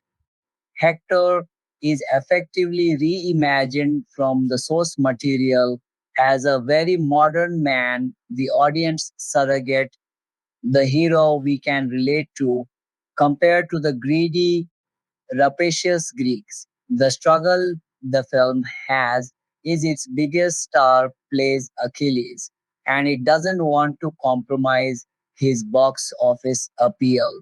So it tries not to draw too much attention to this contrast and avoids passing too much judgment on Achilles. So we struggle when Achilles and Hector fight. Anyone with any sense is surely rooting for the guy with a wife who just wants to see his kid grow up rather than the sociopath, even if he is played by a superstar. All the characters hammer home our distress at Hector fighting Achilles by the fact all of them reckon he's got no chance. There are moving farewells for Hector with his father, wife, and son. Hard to sympathize with Achilles when he slays the film's most sympathetic character and drags him in the dirt, right? Achilles only starts to develop humanity and become a modern hero when he hits rock bottom after killing Hector and is shamed first by Priam's humbling, controlled pain, a tour de force from Peter O'Toole, then by his slowly developing love for Briseis.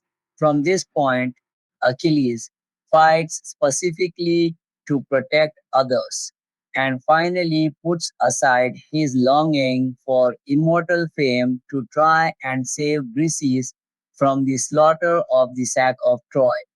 The film's slightly muddled unwillingness to condemn Achilles earlier and its desire to celebrate him at the end muddies the water. But there is a clear character arc slowly developing of Achilles becoming a humbler, more humane man. As Achilles doesn't look that good opposite Hector, the film turns Agamemnon into a ruthlessly ambitious, vain, and greedy tyrant, played with a lip smacking, roaringly enjoyable style by Brian Cox. Agamemnon, like many of the Greeks, is a modern politician. He wants to fashion the Greek city states into a single nation, show one under his control. But it's a more modern idea. The film, however, uses him to make Achilles' desire for lasting fame feel more sympathetic. We all hate hypocritical politicians and cowardly bullies, right? And we all prefer the romance of the individual fighter uninterested in worldly affairs, right? Ergo, says the film, if we don't like Achilles because we prefer Hector, we can also like Achilles a bit more if we don't like Agamemnon. It's clever structure in a way, but because the film doesn't completely commit to it, it gets a bit lost in the telling. The film's attitude to Agamemnon is reflected in its favoring of Trojans over Greeks. While the Greek commanders squabble or engage in political chicanery, the Trojans have an old school nobility. The film is enamored with Priam. He is played by Peter O'Toole in his grandest style, and O'Toole, though he can't resist a bit of ham here and there, is very good. But Priam is in fact a naive idiot. who makes a mess of everything. He's incapable of accepting the realities of the world. His decisions lead to disaster at every turn. He may be overtly noble, honest, and full of integrity, but like Ned Stark in Game of Thrones, he is completely out of his depth in Agamemnon's ruthless world. Achilles may call him a far better king, but by any modern standard, Priam is in fact a terrible king who makes all his decisions based on his regard for the gods rather than a claim appraisal of the situation. These two reasons are why the film struggles. The film despises the Greeks but wants us to love Achilles, while at the same time having him kill without compassion, including our main audience surrogate character. It wants us to aspire to the romantic ideals of Priam and the Trojans, even while it demonstrates time and again that these ideas are hopelessly misguided and completely wrong. It goes part of the way to accepting these contradictions, but it can never quite bring itself to villainize Brad Pitt or condemn the noble Peter O'Toole. I like to watch it my own way, balancing these contradictions. And I think if you do that, like watching the TV show The Tudors, if you accept what the show can't, that Henry VIII is the villain, then the film is really rewarding, full of interesting ideas and packed with cracking scenes. It also allows some wonderful performances. Brad Pitt is, I suppose, an odd choice for Achilles in many ways, and he seems a bit bound in by his 1950s Hollywood epic transatlantic accent. But he really looks the part, and I don't think he's afraid to let Achilles look bad, and he sells his conversion into a more heroic figure. Eric Bana is terrific as Hector, warm, engaging, hugely admirable. He has a world weary tiredness to him, while Pitt's Achilles is as cold as marble. Bana's Hector looks like he has the cares of the world on his shoulders, tired already of the violence and horror he has had to endure. There are tons of excellent supporting performances. Sean Bean, in particular, is so good as the Roy and infinitely wise Odysseus. You will be wishing they had made an Odyssey sequel so you can see more of him. Cox and O'Toole are rather good. Bless, they are clearly enjoying themselves as flip sides of the same coin. Byrne is affecting as gentle breezes. Brendan Gleeson makes a fiercely bullying Menelaus. I'm not sure Saffron Burrows has ever been better than here. James Cosmo and Nigel Terry shine in smaller roles. Poor Orlando Bloom struggles with a part that is hugely difficult. Paris is basically a spoiled coward. The film makes great play of Helen, a pretty good Diane Kruger in a near impossible part as the most beautiful woman like ever being attracted to Paris precisely because he's more of a romantic and not interested in violence. But he tends to come across more as a thoughtless playboy who lands everyone in trouble. It's tricky for Bloom as this is the purpose of the film, and in many ways, he's very good casting for it. But that's partly because he's not the most persuasive of actors. He has a slight redemption arc, but I'm not sure Bloom has the presence to really sell it.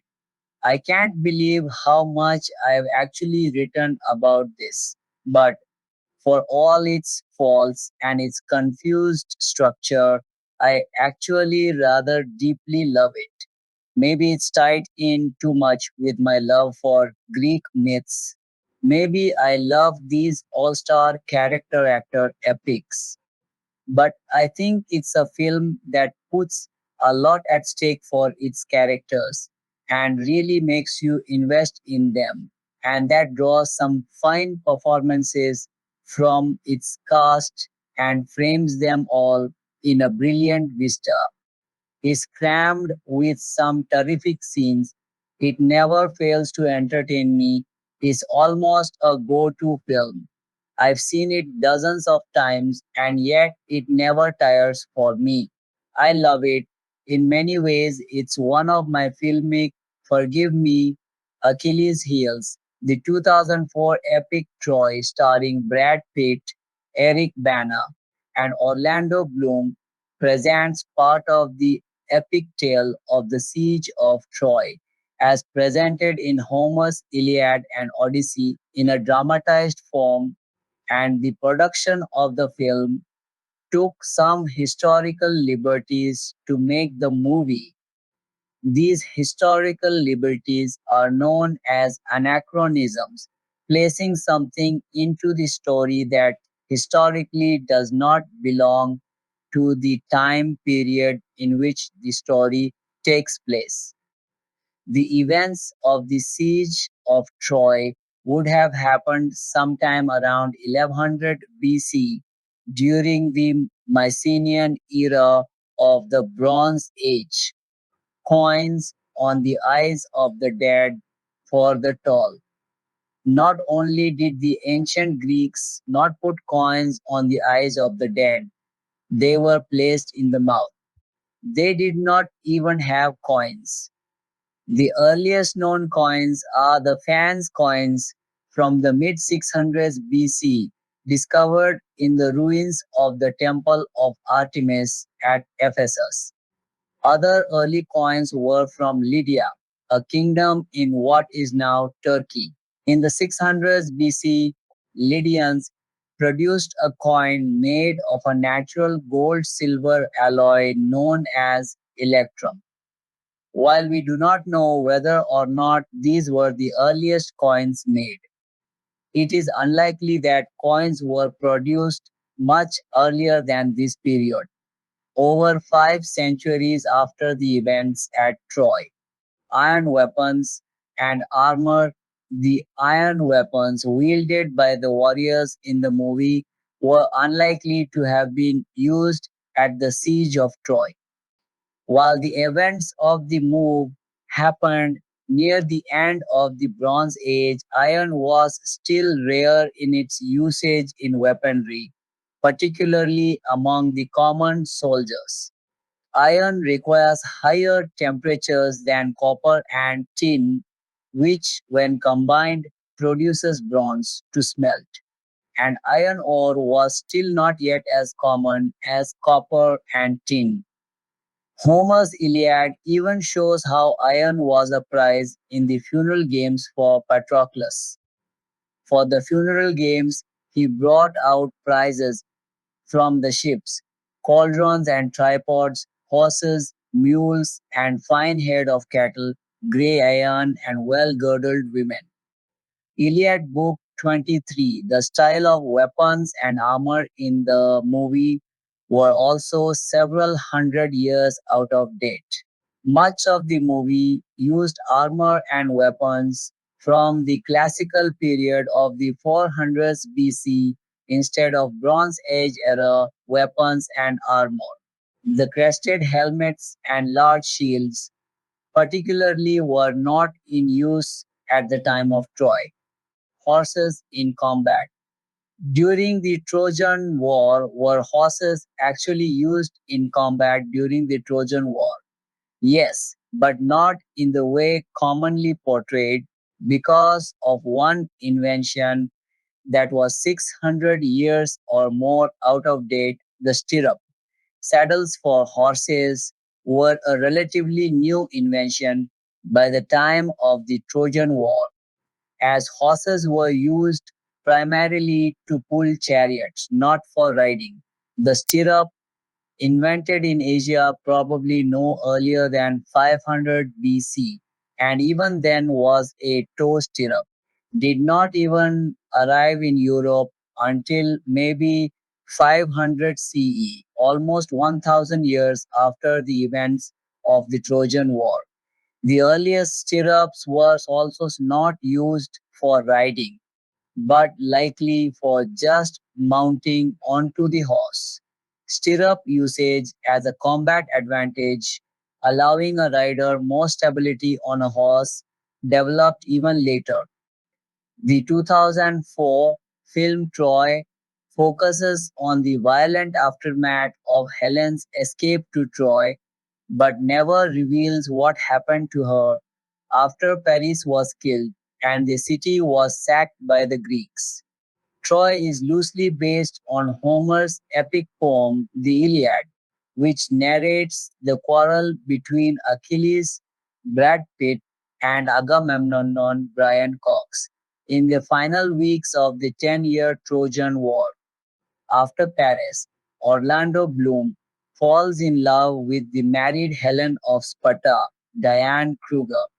He smuggles her back to Troy with him and accidentally kicks off a violent and bloody war with the Greeks, led by her husband Menelaus.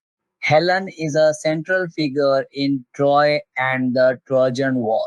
After her escape from Sparta, portrayed in Troy as a fairly stable home, although Sparta is depicted in the movie 300 as cruel and ruthless, and Menelaus, Helen becomes a princess of Troy and slowly begins to love her new city.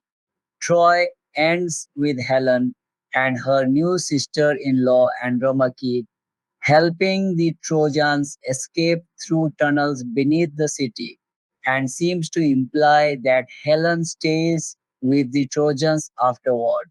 Still, her fate at the end of Troy is unclear.